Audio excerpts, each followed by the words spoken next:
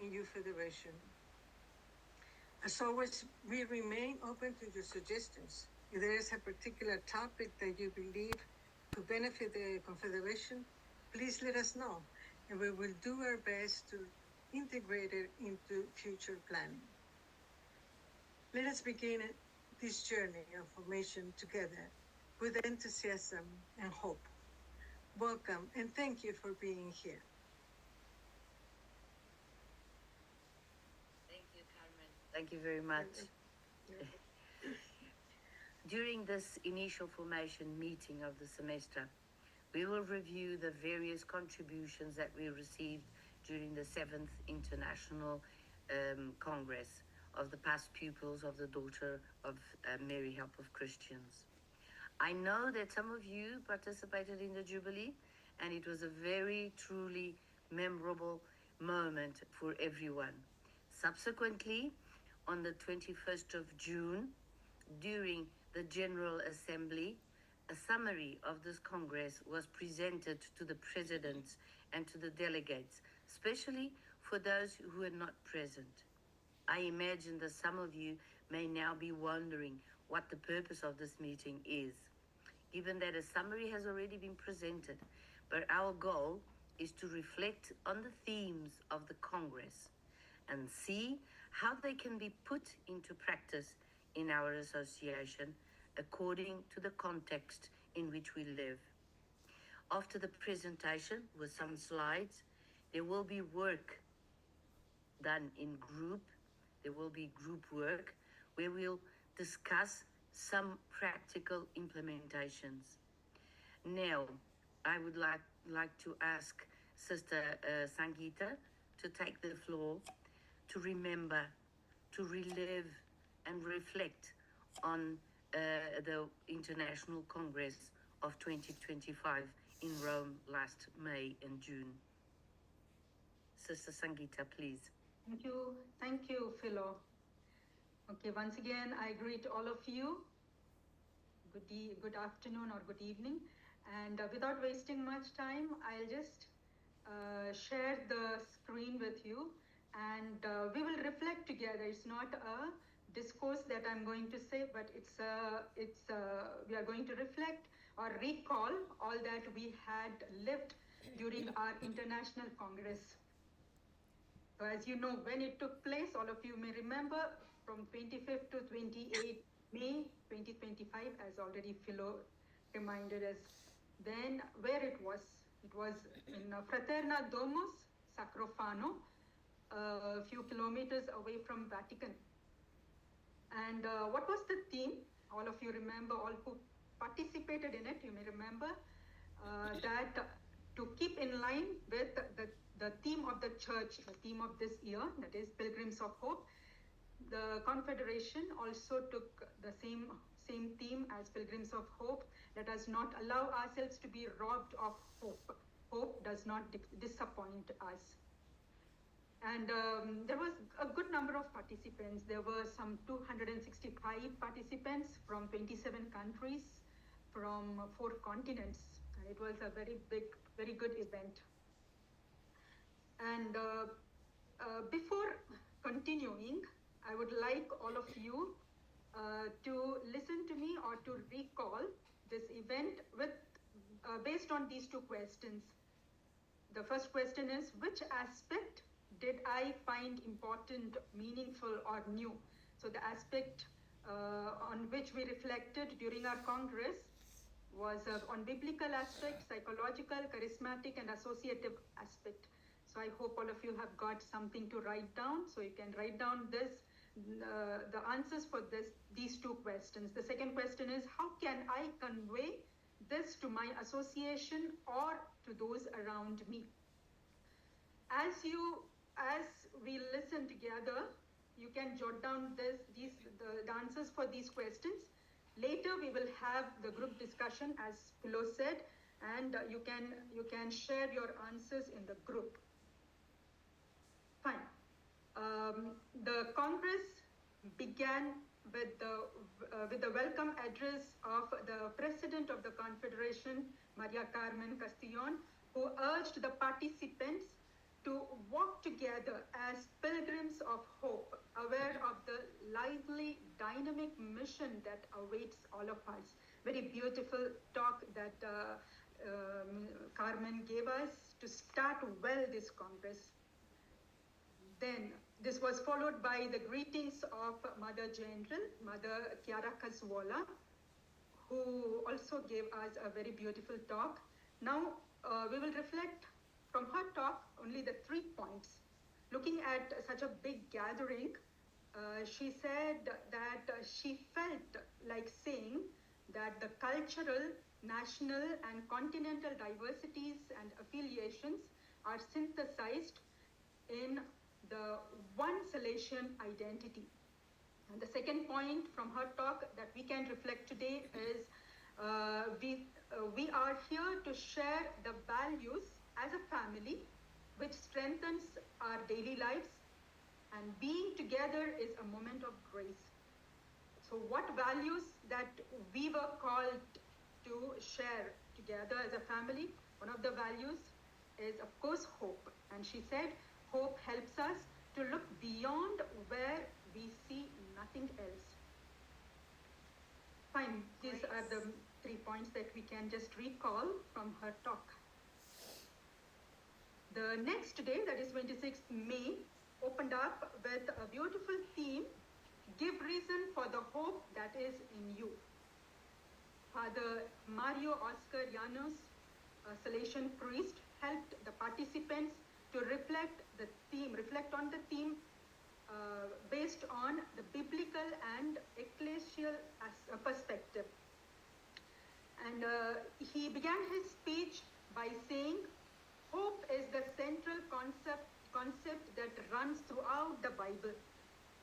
By taking some of the personages from the Bible as example, he said, hope in the sacred scripture is an educational and pastoral principle that can transform the lives of young people. So we can see the connection between hope and education.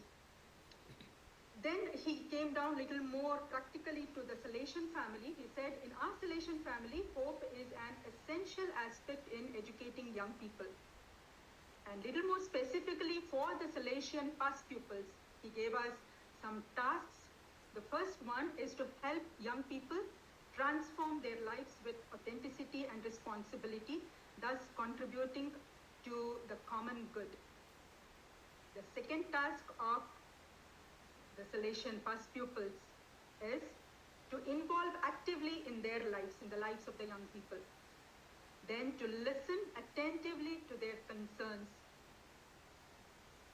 and to encourage them to commit themselves to building a better society.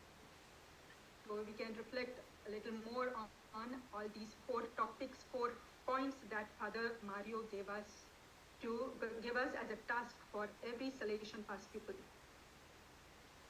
Well, we entered into the 3rd day of our Congress with another beautiful topic, resilience, a training for hope. And we had a panel discussion on this day with the 3 panelists, as you see in the photo here. The first one was Dr. Salvatore Giannone, a psychologist and a psychotherapist, who dealt on this topic with psychological perspective, the birth of hope in the evolutionary process of the individual. The second panelist was Sister Maria del Rosario Garcia Ribas, the Vicar General of the Institute of the FMA. She helped us to reflect on the charismatic aspect. And Marcela Perez Sanchez, the counselor for South America, helped us to reflect on the associative aspect. We'll just recall some of the points that our panelists helped us to be enlightened with.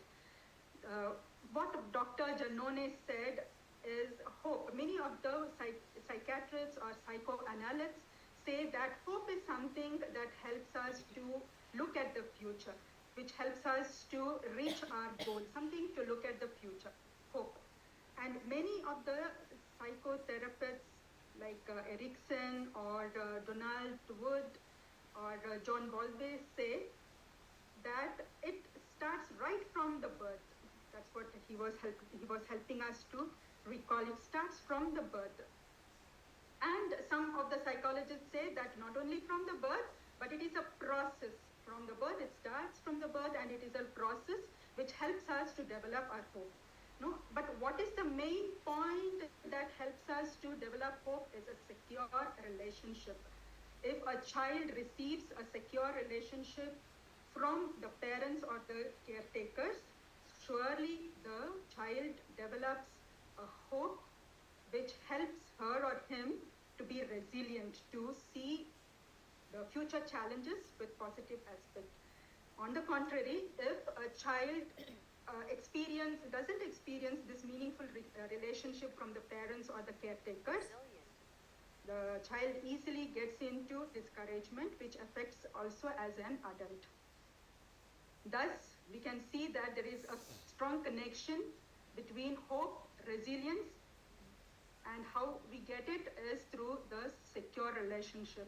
And thus he concluded his talk saying, hope and resilience are closely linked.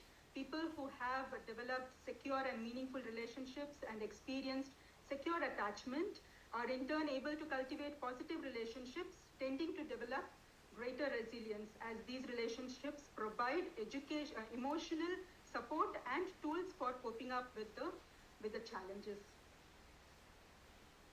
Now, we'll go to the second topic, that is the charismatic aspect of resilience, training for hope, where Sister Maria, the Vicar General, gave us a beautiful connection between resilience and preventive system.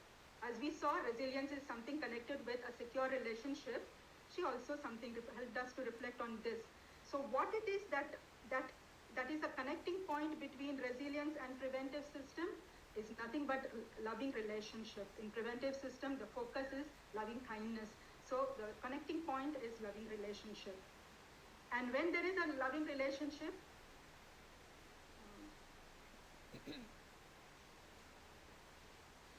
okay, she said that in the Salesian charism, resilience and preventive system are based on rich relational experiences that enable the creation of positive bonds. So when there is a positive bond, positive relationship, what happens? The person develops hope for the future. So there is a strong connection between resilience, preventive system, hope. She gave us a beautiful explanation on the source of hope, from where it is developed, how a person gets this hope. I just abbreviated her talk in the word best. She said, the first one is to believe in the person, in the individual as an absolute value. We can recall Sister Maria gave us different examples from the life of Don Bosco and Mother Mazzarello. One of the examples that I recall is when Don Bosco was when he heard that about a boy who was very naughty in his oratory. There was a boy who was very naughty. So what he did, he called him to his room and he started talking to him, a kind of guidance or counseling, no? So this boy was not listening. As we know, boys, the children are like this, no? He was not listening. Instead, he was sitting at the foot of Don Bosco and he was playing with the lace of the shoes of Don Bosco. And Don Bosco, instead of getting angry, he saw that the boy was not only playing with the lace of his shoes, but he was playing rhythmatically. When he saw that rhythm, Don Bosco at once understood that this boy is interested in music. So he sent him to learn music and he became a very great musician. Later, Don Calliero, who was a big musician, he was one of the missionaries. So you see how Don Bosco believed in that individual. So that is very important. So Sister Maria beautifully explained this aspect. We can recall what she said also.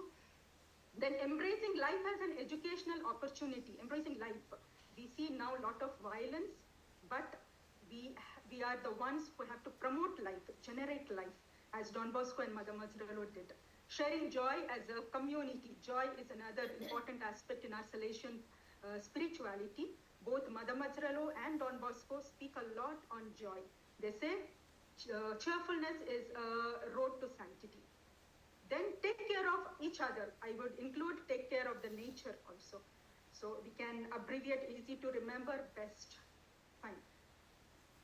Now, Maria's sister Maria said the educational aspect, method of Don Bosco and the maternal intervention of Mother Mazzarello helped the young people to overcome difficulties and activate their resources.